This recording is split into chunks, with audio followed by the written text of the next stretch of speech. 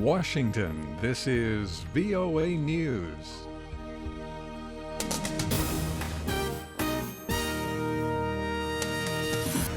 I'm Dave DeForest reporting Brazilian senators suspend President Dilma Rousseff from office. The lawmakers are preparing to try her on charges of manipulating the national budget to boost her 2014 reelection campaign. Ms. Rousseff is vowing to fight back, flanked by a weeping cabinet. She used what may be her last presidential palace speech to insist she did nothing wrong and to assert her belief the impeachment is a coup attempt. The U.S. switched on a missile defense site in southern Romania Thursday. Work on the Deveselu site began in 2013, 3 years after NATO's decision to create a missile shield. The project includes sites in Poland as well as Romania and is expected to be completed by 2020. Russia is upset by the move, but the U.S. and NATO say the system is not designed for or capable of undermining Russia's deterrence capability. Robert O'Rourke is U.S. Deputy Secretary of Defense. This site, nor the site in Poland, has any capability, none whatsoever, to undermine Russia's strategic deterrent. It is a defensive system. It is fully compliant with existing armed control regimes. Robert Work. U.S. forces fired on al-Shabaab militants while assisting an attack by Somali government and African Union troops.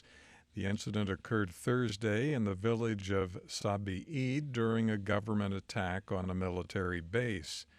A U.S. defense official says U.S. forces conducted what he called defensive fire against al-Shabaab fighters after African Union troops came under attack.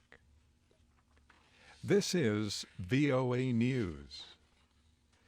Turkish officials say a car bombing in Istanbul Thursday wounded at least 8 people. The explosion occurred inside a parked car near a military garrison in the city's Sancaktepe neighborhood. There was no immediate claim of responsibility for the attack. Presumptive Republican presidential nominee Donald Trump and House of Representatives Speaker Paul Ryan are voicing confidence that the two of them will eventually come together in time for the fall campaign. The two men met Thursday in Washington. Here's Speaker Ryan. I think we had a very encouraging meeting. Look, it's no secret that Donald Trump and I have had our differences. We talked about those differences today. That's common knowledge. The question is, what is that we need to do to unify the Republican Party and all strains of conservative wings in the party? In a joint statement after the meeting, Trump and Ryan said they, quote, remain confident there's a great opportunity to unify our party and win, end of quote, the U.S. presidential election.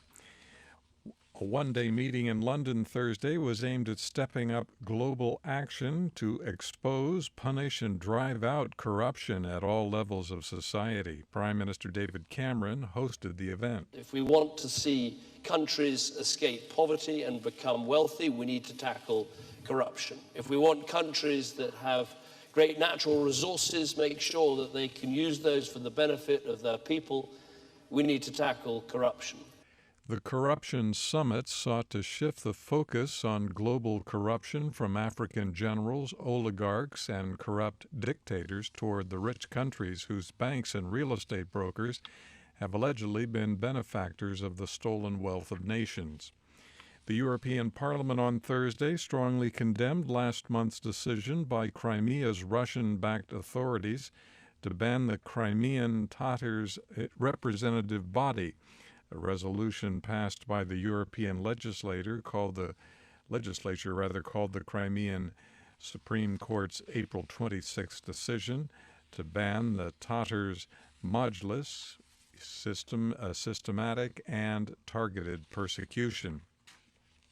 The Red Cross says an aid convoy headed for the rebel-held Syrian town of Daraya was refused entry on Thursday despite the fact that it was bringing aid to a town that had not received help for 3 years.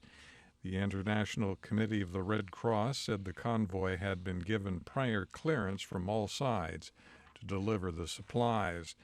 2 weeks after the former warring parties in South Sudan's conflict formed the Transitional Government of National Unity, ceasefire monitors say President Salva Kiir's government forces are still not cooperating with security monitors. Major General Mola Haile Mariam emerged from a meeting Thursday in Juba to say that monitors still face resistance from government forces. In Washington, I'm David DeForest. That's the latest world news from VOA.